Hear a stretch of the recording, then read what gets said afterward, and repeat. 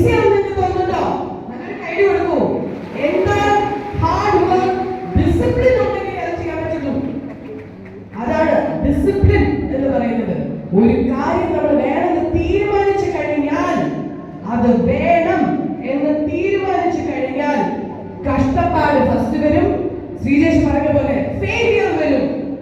ഒരു പ്രാവശ്യം he chose his path. Acting നമുക്ക് ചിലപ്പോൾ സ്കൂളിൽ നിന്ന് പഠിക്കാൻ പറ്റില്ല, ഒരു കോളേജ്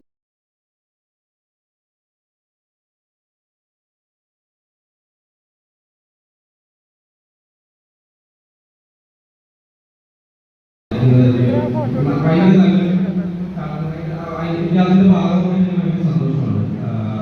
അതോടൊപ്പം തന്നെ